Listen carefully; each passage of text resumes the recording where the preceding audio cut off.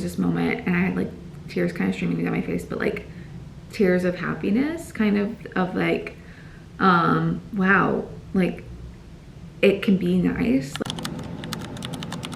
Hey guys, we're just gonna hang out here and chat our birth story. I took notes so that I don't get on too many tangents. And what's crazy to me is my expectations going into this second birth. I had hoped that things would be as smooth as the first time. I thought the first time was relatively really great, and I just kind of wanted to like repeat that story. And we actually ended up with a much more peaceful, more like I got everything I wanted and more with this birth, and I am so grateful. It's been such a wonderful experience. Also, for context, our birth story with our oldest is also up on our channel, so be sure to check that out. But let's get into this one's story. So last time we had an induction at 42 weeks. I was pretty uncomfy. Not my favorite experience. My pain on Pitocin went from like 0 to 100, but other than that, we had a pretty quick induction. No concerns medically. Everything went pretty smoothly aside from like my pain up until epidural. So this time around, because we had a successful induction last time and I didn't want to go too long with this pregnancy, we scheduled an elective induction. Last time we had an induction at 42 weeks, and overall it was pretty uncomfy, but it went smoothly. So this time around I elected to do a scheduled induction because I didn't want to go that long, and we had success the first time, so why not go for an induction the second time, unless my body decided to go in sooner. When we scheduled the induction, I felt really at peace with the decision, and peace is a really important word for us for this whole pregnancy. It's something that we really prayed for since before we got pregnant. I just really wanted, I know it sounds so cheesy, but I wanted peace that passes understanding just in this season, because with pregnancy and parenthood, there's just so much unknown, and I really wanted it to feel at peace and truly get to like the next level of trusting God with our story, with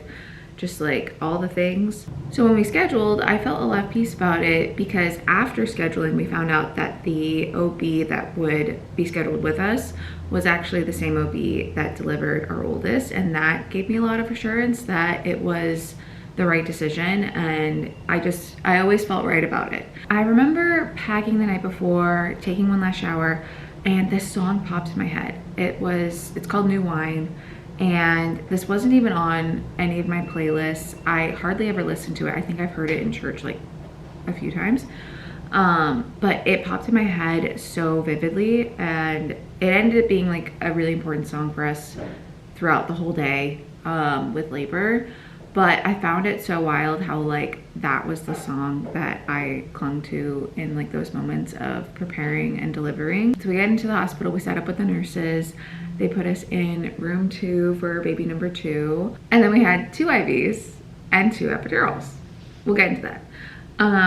But I met my amazing team. My nurse was literally the best, absolutely amazing. And I thought I recognized her from last time. I don't know if she wasn't one of my main nurses, but I feel like I met her before. Truly an angel, and also really impacted our experience because she was so empowering, especially for me being plus size. That's one detail from my last labor that I remember, was they wouldn't let me walk around while laboring, and they had said that because I had more fat on my belly that it made it harder to get the monitors set up so that I could walk with them, which I was like, but so now having experienced a more positive birth the second time with a nurse who was very empowering and didn't make a single comment about my size and made me feel like I could labor like anyone else, was really wonderful, and I didn't know how much I needed that. So that was a really amazing part to the whole story. We started Pitocin, and unlike last time, with this time I got to have a nice gradual labor, like how I would expect, where the contractions would start and they would get gradually closer together, gradually more intense. First time around, it really was 0 to 100. And this time I was like, is the Pitocin working? Like, am I progressing? And I was, and it was amazing because it wasn't that painful or as painful as I anticipated. I got to walk around. Connor and I got to try different like labor positions. He was very supportive. We did all the breathing. We listened to some of my favorite songs. I did my makeup while in labor. Like, it was very chill and very peaceful. 9:30 in the morning, I saw my OB. They checked me, broke my water. I think I was 3 centimeters at this point. So I had slowly progressed a little bit, which was good in that we knew the Pitocin was working, my pain was manageable, and we were chilling. And so we got to walk around. Somewhere between 11 and 12 was when we asked for an epidural. And I'm giving my anesthesiologist like an 8 out of 10. Anything's better than an IV, but I was kind of annoyed that we had to do the epidural twice. Right around 12, we were at 5 centimeters. And so I'm like, oh, okay, this is great. Now, side note, I did let my team know that last time we went from 5 to 10 really fast and it could happen again. So they were somewhat prepared for that. Next 2 hours, I rotated a lot like a chicken. I FaceTimed our daughter and also my best friend. And I remember asking my best friend if she could come for the birth, and she was like, oh my gosh, really? Fun fact, she didn't make it because everything happened so fast after that. I remember the epidural was heavier on my left side and lighter on my right side, so I was starting to feel a lot more on the right.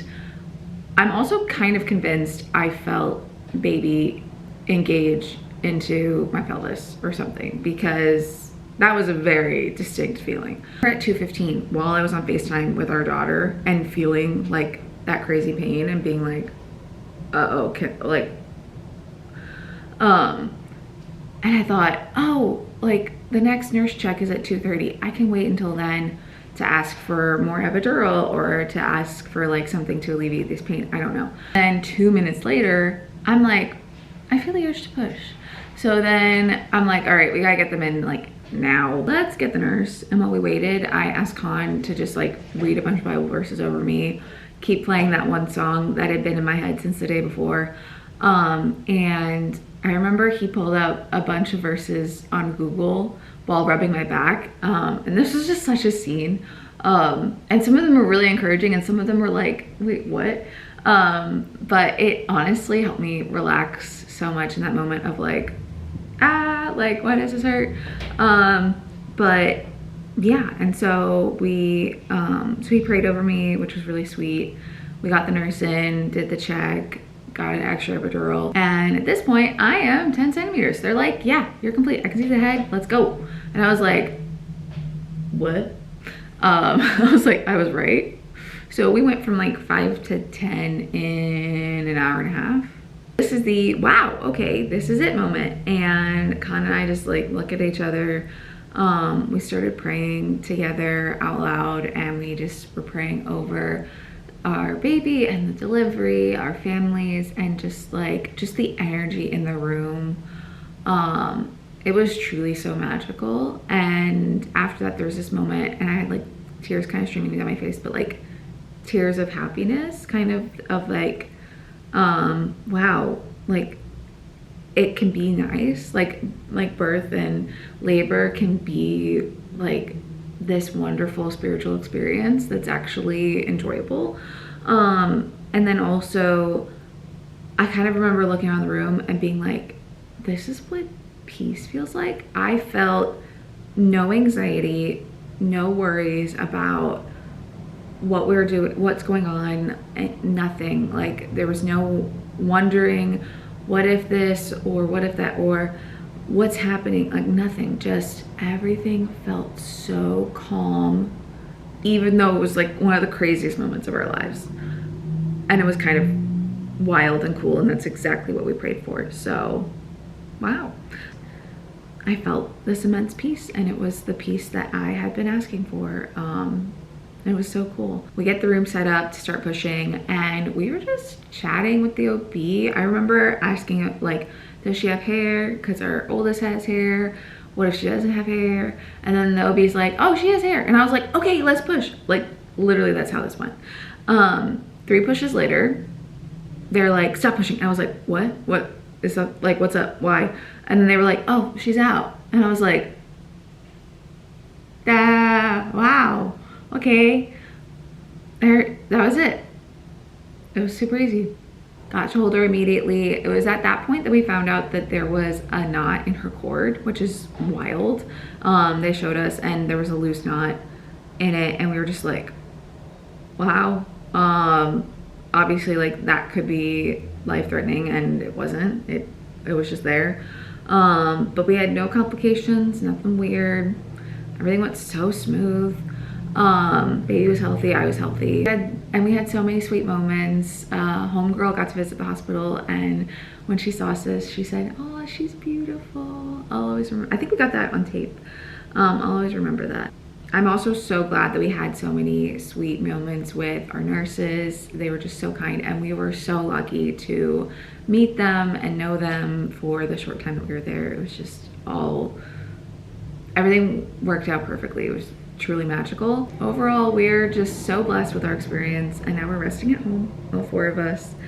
And yeah, I'm just so grateful that this is our story, and I also hope that this encourages you if you're pregnant or trying to conceive, or in a similar season.